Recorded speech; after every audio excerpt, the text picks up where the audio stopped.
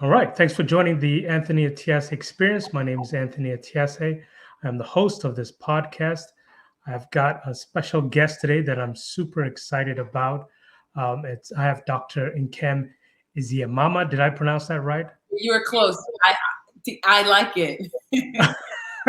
Well, you have to definitely show me. See, the thing is, my sister's name is Mama, so I got that part right. You did. Um, and Dr. Nkem is the visionary behind Pheenyx Capital Investments, which is dedicated to helping professionals grow wealth through passive investing in commercial real estate. She's also an ER physician based in Tennessee. She aims to empower healthcare professionals, assisting them in achieving financial security and generational wealth. She also mentors young women advocating for their leadership in business. Outside of work, she enjoys long distance running and trail hiking with her golden doodle, which actually we have one as well. We'll talk about that. Okay, good. By embodying her ethos of progress and exploration. Thanks for joining the podcast. Thank you so much for having me. I'm really excited to be here and just like share my story and like be able to impact whoever I can. Absolutely. I always ask my first question. I typically want to know what my guest's upbringing was like. So, what was your childhood, your upbringing like? Talk to us about it. So I grew up in Nigeria. Okay. And I grew up in a big family. It was mom, dad, and there were seven of us. And I was like I was on the lower end, so I was 5 out of 7.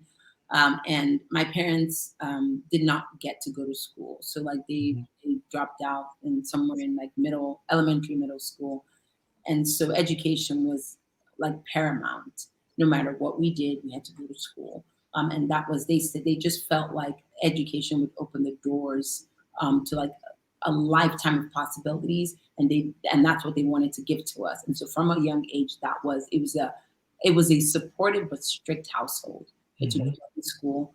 And that was the big thing. Like you could get away with doing things if you did well in school. And so that was like the really, really big thing. But we're testimony to that. My 7 siblings are all college grads, all have like upper level degrees. And it's really neat to see kind of like their passion in like moving us forward with things that they didn't have. And so that's when I think about my upbringing. Like, I could tell you all the other stories, but I know that like, education was paramount, and it's like a testimony to like who I am and where I am today. Absolutely. So, when did you come to the States? I came here, I can't remember the exact year, but I came here right as high school was ending, in preparation for college. Okay. And what was that experience like It when you was, got here? oh, it was it was night and day. I'll never forget like getting on a Greyhound bus and like going to school with 2 suitcases. But that was an opportunity that I had. And like my parents didn't know any better, and that was fine. But I just remember being like, I'm here, I'm going to college, I have a plan, I have a mission, and there's a lot of things like when you ask about my upbringing, we had to grow up fast Right. because, we're like, okay, school education is paramount. So you need to do whatever you needed to do. So that meant leaving home, and that meant jumping on a bus and going to school and being like, well, what is college? What does this look like?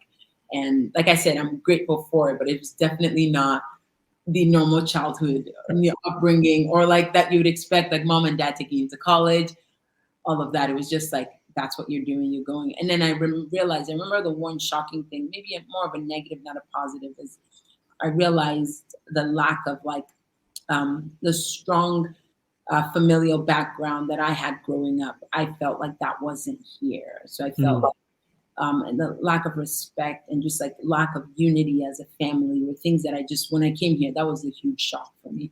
But everything else, I was excited to be here. I was excited at the opportunities that were about to come my way. Oh, that's excellent. Now, at what point did you decide, okay, I want to be a doctor? Ooh. So I this is I'll be honest, because that's what this is all about. I don't Yeah. know if this is like a good thing, but I've always been very hard on myself, and I've Mhm. always my parents didn't never had to like motivate me. Like it was innate, and that's a good thing. But I was always like, I knew what I wanted from a young age. I knew that like I felt like I wanted to impact people through healthcare. And I can't remember the exact teacher that asked me, but I was like, I'm going to be a doctor. Oh Um, wow. and yeah, and that was just like, and I went with it. And of course I loved it, you know, but it came from within. Like, I don't know how like I didn't have, there wasn't one, you know, family member who was ill, or there wasn't one person who I like saw a doctor and I was like, I want to be like you. Like, I just always knew that like, that was always going to be me from a young age. And so I worked hard. I worked very hard every step of the way.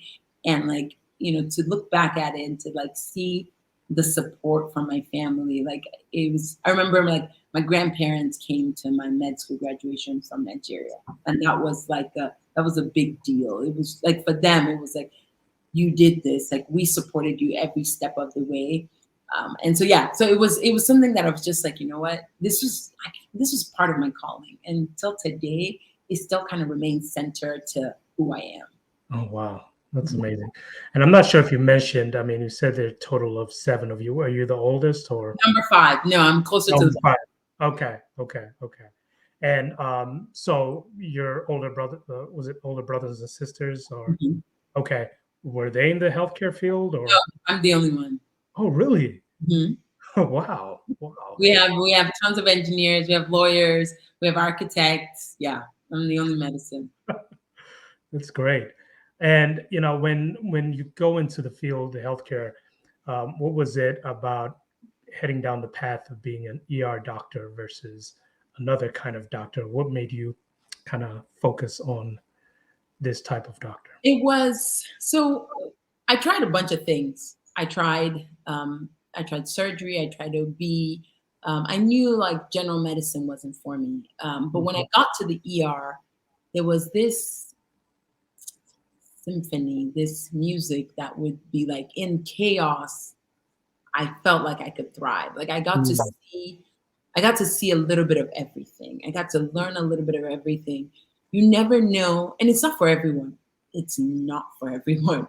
yeah. You never know what's going to walk in. You could one day, you know, you could move from delivering a baby to cardiac arrest to taking care of a 2-month old to dealing with a drunk to Mm, like it could be anything. Like you could, you know, like it's you just the like the surprise element of it. I liked it, and the fact that like I love to learn. Like growth is mhm. it's just it comes from within.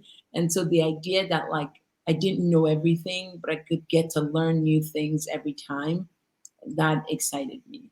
And also like selfishly, I don't love to follow patients through the course of their whole medical journey. Right. I like the beginning, I like the excitement, I like to try to figure out what's going on. And then after that I can pass you off to someone else. So that I think those are kind of knowing who I am, Yeah. and what I could thrive in was helped me make that decision. Would you consider, and I'm sure you would consider it a high stressful Oh yeah. role? Okay. How do you separate yourself from that when you go home or like when you walk away? Like what are some of the things that you do that kind of separates yourself from that, you know, career We, of being that doctor? we're humans, right? And Mhm. we experience joy, loss, sadness, all these experiences. And so you have to learn to compartmentalize. And it's not a bad thing, because if you are in the hospital, if you're in the ER, you expect to see the full me. You expect to see the me that will give you 100% of my attention. Even if I just told a guy that his dad died. Like even if I Mhm. did that 10 seconds before, I have to walk into your room knowing that you get the full Dr. Nkem. And so you have to learn to like realize that like it's the job. You get to make a difference, but sometimes it's hard and it's stressful and it's bad. And even if you try your best, the result might not be in your favor. And so you have to learn to kind of divide that. And for Mhm. me, when I walk out of the ER, it's almost like a shell falls out of me, And because I have to still come back tomorrow, and I still have to show up for my family, and I still have to show up for my friends. I still have to show up for my community, and I can't take all of that with me. So Mhm. present, in the emergency room, and then when I'm gone, I'm not gone. I'm gone. And that's also what I like about it, is that, like, you walk out those doors, and tomorrow is a brand new day. You see Mhm. brand new people, nothing about yesterday. If, of course, if we want, we can look up our patients and see how they did, but, like, nothing about yesterday follows you. And so that's, for me, in order for me to be the best person that I can be, I have to realize that when I walk out of there, like, I have to leave those things behind. But it also builds for a strong community in the ER. Like, we are a solid team. So we go through bad together. We go through good together. We have highs, we have lows, we laugh together, because it's a hard experience, and no one will ever understand it. No one will ever understand some of the jokes. Nobody will ever understand some of the, like, the look in the eyes that you're like, okay, I need help right now. Or, Mhm. like, you'll never get that. So you form a strong bond with your team, and as a leader, I have to realize that, like, I need to keep that structure in place so that we're all good, so that we can show up tomorrow and do the same thing and take care of you and take care of your loved ones. But that's kind of, in a nutshell, if that answered your question, the Yeah, best I could. absolutely. So you talked about when you walk away, what are some of the things that you do that excite you outside of work? I know you're into walking, running, like all these activities. Tell me about some of that stuff and how did you even get involved in that? So I was in med school, I remember, and, like, I realized that, like, health needed to be, like, I realized that if I wanted to speak about health, it had to Mhm. be the whole picture. So, like, I needed to be able to take care of your physical health, but I also needed to make sure that, like, fitness was important, what you ate was important, and so that became important to me. And I'm so grateful for that, because then I picked up running, and I remember I did, my med school was in DC, and they have one, like, the most beautiful running trails. Like, it's just really cool. You get to explore the city with your legs, with your feet. Mm. And so I started. I remember the first day, like, I could not run. I'm not lying, Anthony. I couldn't run more than a minute and a half, and I was like, Wow. "Who does this?" And the next day, and, like, accountability is huge. Accountability is like the. So I had two friends, Yeah. and they laugh at me till today, because I was the only one out of three of them that kept on going. But they were the people that got me out day one, day two, day three. Mm. Fell off at some point, but I was like, this is it for me. I started a minute, 3 minutes, 5 minutes, and then I ran a 5K, and then a 10K, and then a 10 mile, and then a half marathon, then a full marathon. And I just, like, I was hooked. It was a stress reliever. Like, after being in school for 8, 10 hours of learning anatomies, whatever, it was just like I would literally come home, put sneakers on, change, and I would run. My roommate was also a runner, and that was what helped me. She wasn't the group of friends who I started off with, but she loved to run. And I used to be so mad at her because she would tell me, "We're only gonna do 3 miles today." So in my mind, I had told myself I'm gonna only run 3 miles, and then halfway she would just get lost, and I would be so upset. I would be so upset. I'm like, she knew what she was doing. She's like, "Oh, I got lost." She didn't, because in her mind we're gonna do 5 miles that day. I was Right. so upset, but till today I'm so grateful, because, like, my endurance increased because of her. Like, I was like, okay, and I'd be upset as I'm running, and then I'm done. I'm like, oh, this was the best thing in the world. So Oh, running wow. running is good. And then, I trained in North Carolina, and so there's a Mhm. lot of outdoors. And so there are a lot of, like, once again, trails. So I picked up hiking. And I just felt like it was fun to see the world through, Mhm. to see, like, I thought it was cool to see the United States through the outdoors and see what's like. And so I picked up hiking, and we just walk for hours, and you got to learn, you just, it was fun. Like, it was a fun activity. I don't know. I'd rather do that than lay on the beach. And so, like, to me, those are the things that I do. I love reading. Okay. Something that, like, I picked up. I dropped it off. Like, I let it go during med school, and Mhm. training when it was hard.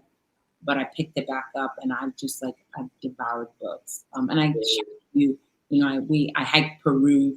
I hiked Machu Picchu a few months ago, and I like just went through books, and it was the hardest and best thing that I ever did. And, Really? yeah. Mhm.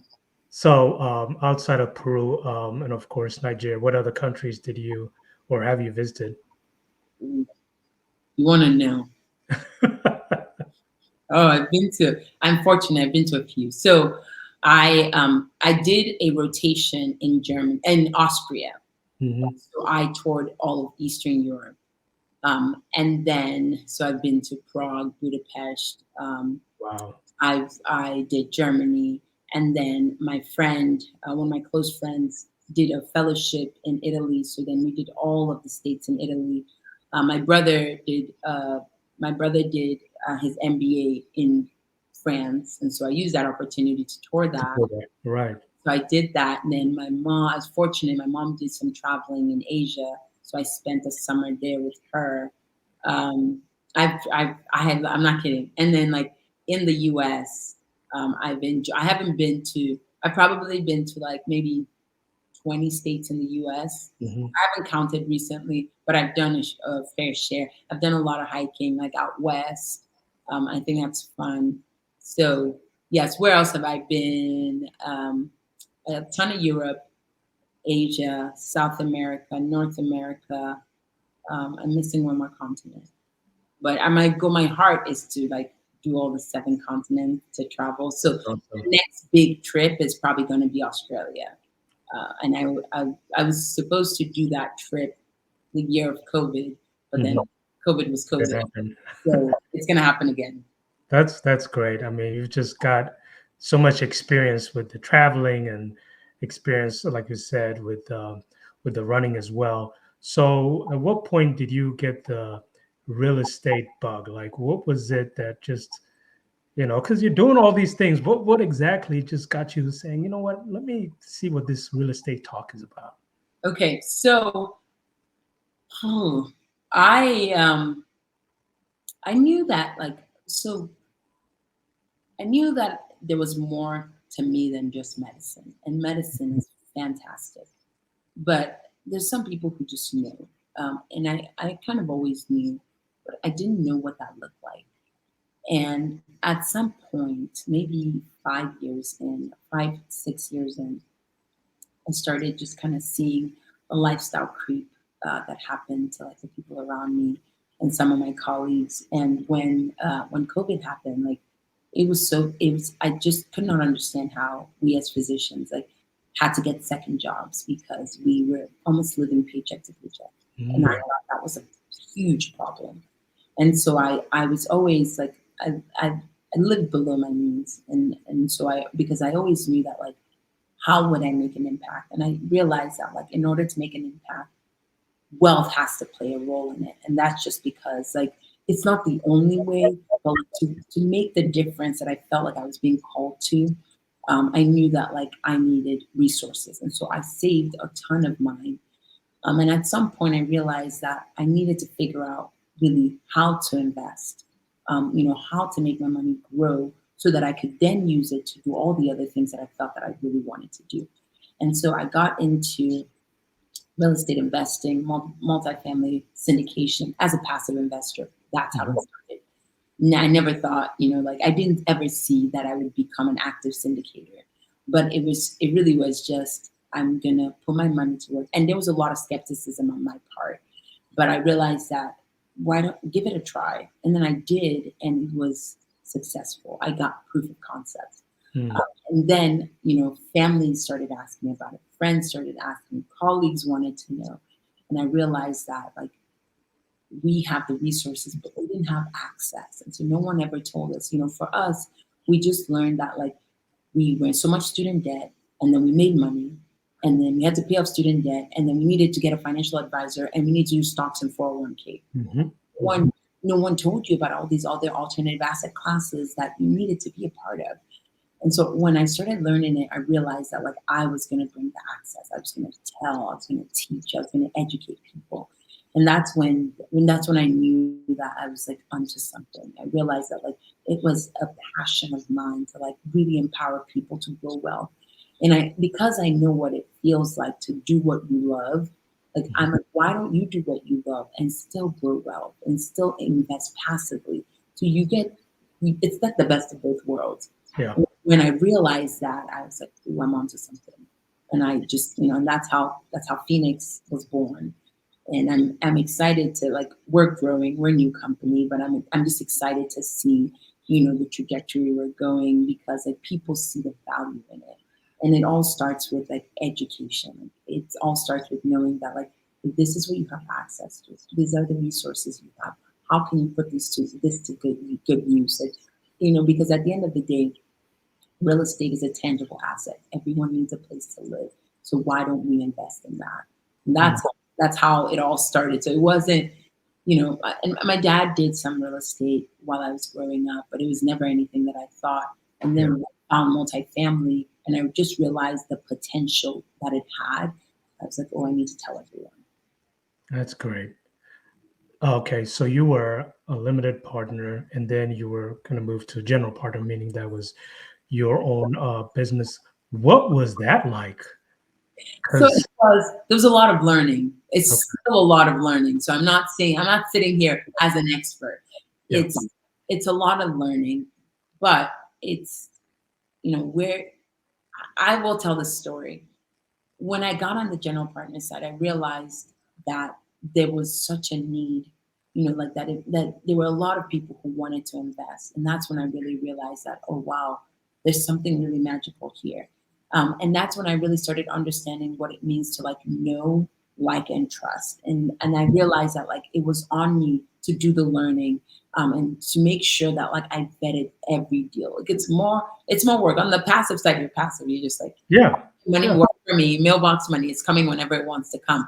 But on the active side, like, I was like, okay, I knew, I didn't go in blindly, and I educated myself, but I realized even more the importance of being educated. And then the other thing that I learned really well was, the importance of partnership and the importance of vetting the sponsors, the lead sponsors, the key sponsors. I think that's very important, because you don't want to, especially because my investors trust me, and I can say that. So my heart will never be to go into a bad deal. And that meant that I said no to a lot of things that came my way, because I needed to make sure that this was the right deal. And by the right deal, it met the returns. It was in the area that I wanted, and I knew my investors wanted, and I knew that we could meet the business plan. And mhm, I worked with sponsors who had a track record. And sometimes we think track record is like only wins, but it's not only wins. It's how do you navigate the failures? Because that's important, because we're all going to fail in life, but it's what do you do about that? How do you come out of that? Those are things that I'm one of those people. I will ask hard questions, and I expect you to give me answers. And there's nothing wrong with that, because if we're gonna be partners, then that's really, really important. So it was hard work, but fun work, and it's good work. And I felt like I could see results, and I felt like, oh, I'm making a difference. that's great.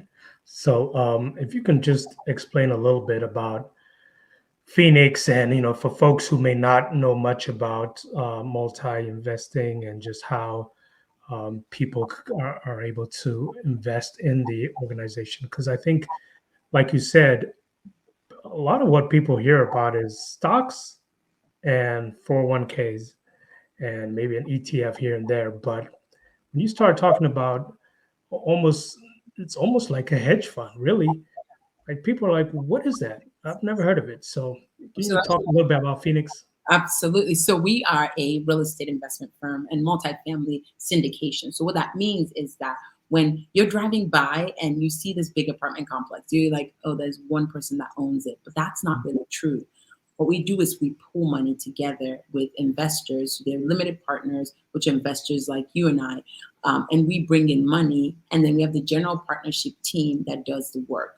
And so we invest money, and then we bring money together, and the bank loans us some, and then we go buy these big apartment complexes, and it's a business. And so in it had the property managers, asset managers, the people who keep who make sure the tenants are good.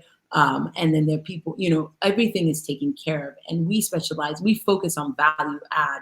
What that means is that we are buying like 1980 properties in Southeast United States, what they're called Class B, which is there's work to be done. So we're not buying brand new apartments, and we focus on value add, meaning that when we acquire these apartment complexes, there's work to be done, and so we're fixing up. We're changing floorings, we're fixing cabinetry, we're doing toilets, we're taking care of all this so that we can raise the value of the property so that you as a tenant are happy, and then we are, like you as a tenant are happy, and then investors are happy because we have, there's cash flow and appreciation of the properties. So it's a different type of asset class where, it's not just stocks. It's not like stocks, and it's not like your 401k, but it's a way that you can invest in real estate and be part owner of an apartment complex, and you don't get to do any of the work. You just get to reap all the benefits. Oh, that's something else that I think would really entice people, knowing that they have another avenue to take.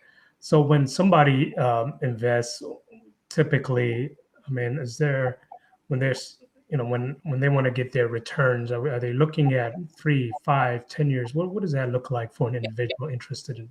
Good question. So what it looks like is it depends on what the general partner structure wants. So it depends. So there are people who invest in properties for 10 years. We typically do 3 to 5 because we feel like most of our investors, that's what they're happy with.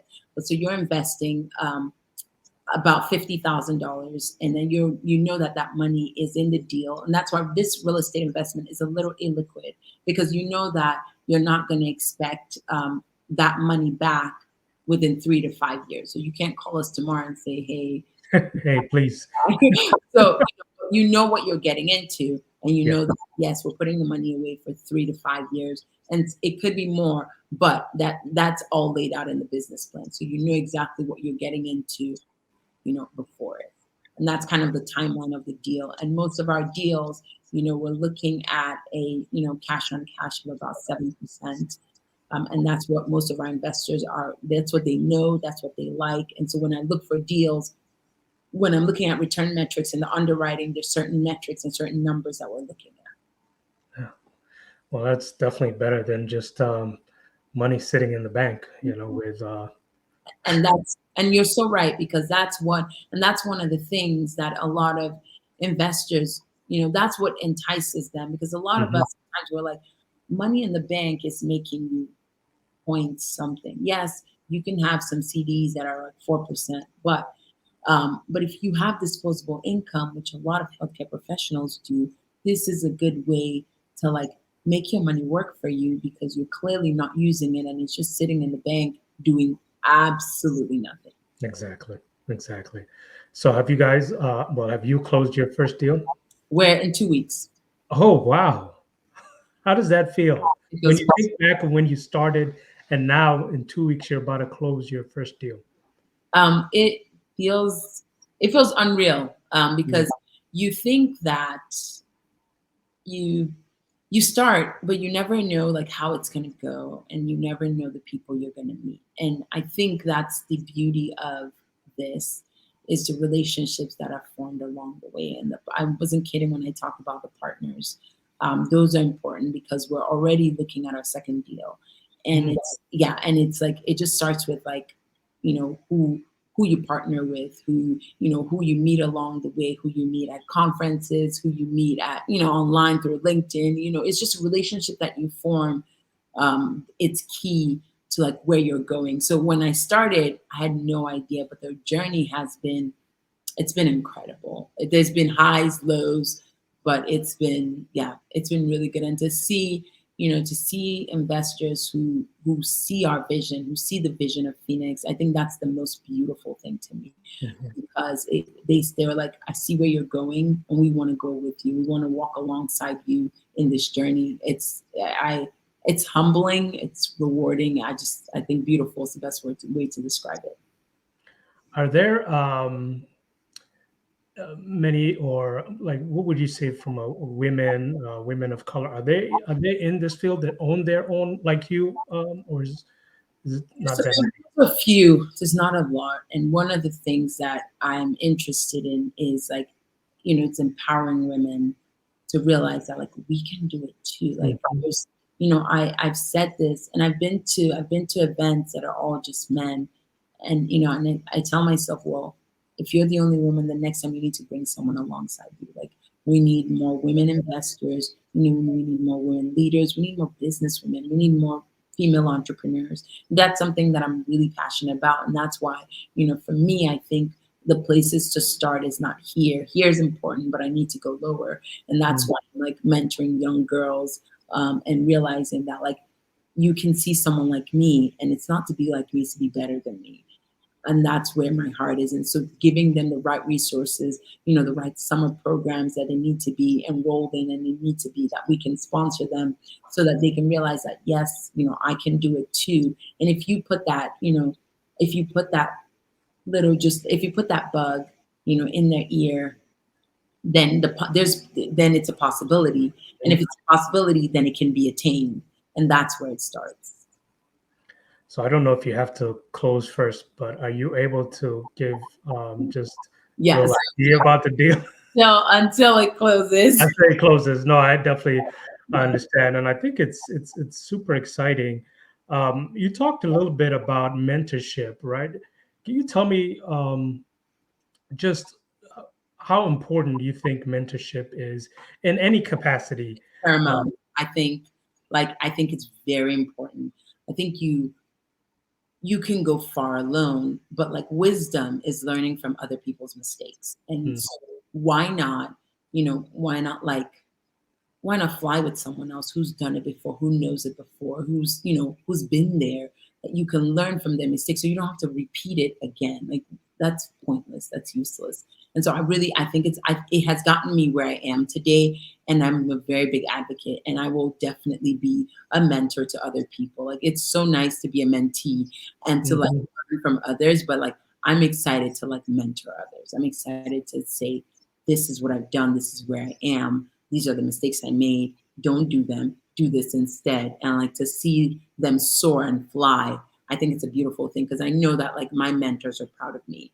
And I yeah. can say that like wholeheartedly. I can say that 100%. And like I want to be that. Like I want to be smiling and shining for someone else. To say, hey, I played a tiny part in like how big and how awesome you are today. So I think it's very, very important. You can go at it alone, and you might be fine, but why? Wow. Yeah. Something that, as you were talking, it pretty much throughout, it seems like you have this DNA in you where, like, when you put your mind to something, you're like, I'm gonna do it. Whether it's a doctor, whether it's running, you started 3 miles. The next thing you know, you're running these marathons, and now look at you. You're doing this business as in real estate. Like, have you always been like that? Where did that come from? It's part of who I am, and but I didn't go into it lightly, Mm, and that's the thing. So it's when like when you see the shiny object syndrome, that you're like, oh, I want that, and I want that, and I want that, and then you're in it for 2 months, and you're like, oh, I didn't really want that. So for me, I think that preparation, has always been key to my success. So I've always known. So I'm not. Yes, you see me here now, but you don't know the work that was put in to mm, get me here. And that was so. It looks like yes, I started something and I'm going and I'm doing well, but it was really like I planned, I strategized, I dreamt, I envisioned, and I knew that like I would get here. And so no matter what, and I think that the biggest thing for me is knowing your why. And I know that it's tossed around a lot, but like when you know your why, the hard you're gonna that hard is gonna come. Difficult mhm, circumstances are gonna happen, but you've already thought through it, and you know that like this is an obstacle, but it's not a hindrance. I will get past this, but that's already because I planned it before, I prepared it before, I thought about it before. I thought about every possible way that would stop me from getting to the finish line, whatever that finish mm, line is. mm, And I think that's a key to success. And that one of my business mentors is one who taught me that, who made me, sit down and think about why. Like, why are you doing this? What is your purpose? Because there will be hard times, and there are times that I'm like exhausted, times I've gotten no's, or times things haven't gone according to plan. But it's I because I know where I'm going. I see the purpose. I see, the people I'm empowering. I see the difference I'm making. I see the impact that I plan to make. It's just a pause in that journey. So it looks like, yes, I put my mind to something and I go at it, but it's really because I've spent the time I've spent the time in the beginning to know, so that like it's not every shiny object that comes my way that I'm like, oh, I want that. It's I saw the benefit, I saw the value, I saw the value creation in others, and I said, yes, this is something that I'm going to do. And that's, I saw the benefit of running. I knew that, like, I knew it would change my life. I knew it would make me healthier, stronger, better. Mm. And so I was like, okay, this is something that I'm embarking on. Oh, that's great. What is and to wrap it up, what's on the horizon? What's next for you? I mean, you're just doing these different things. Like, where would you like us to see Pheenyx So, go? so Pheenyx, for me, Pheenyx is like at the center, and it's more than real estate investing. Mm. There's an arm. There's an arm of Pheenyx that is going to be an education platform, and we're actively working on it, and it's called RX for Wealth. And it's like RX as in prescription, Yeah. Mm. but it's more of like, what does wealth look like as a whole? So it's health, wealth, resources. It's all the things that make a person whole, and wealth looks like different things for different people. So it's creating that. Another part of it is a Pheenyx's impact. Here and back home is also like where we're thinking, like, how are we really making a difference with the resources that we've been given? How are we stewarding it? That's also going to be part of Pheenyx. And I told you about like my just my heart for women, to empower them, to give them the resources to show up at the table, to be business leaders, to be entrepreneurs, and work and figure out like how they can fly, how they can do what it is that they Mm. want to do without any obstacles. So the future is exciting. It's a lot of different arms to kind of get us to the center, and I'm excited about it. I don't know. I dreamt of it, but I, Yeah. I think that it's going to be a lot more exciting than even what I can comprehend right now. That's awesome, man. I'm so excited for you. I definitely thank you for coming on the show, and I'm just gonna keep, watching you and watching your journey, because I think it's so inspirational to not only myself but a lot of people out there. So thank you so much for what you're doing. Thank you for having me. Thank you for, like I said in the beginning, thank you for seeing something that you're like, oh, I think that like she would be able to impact our audience.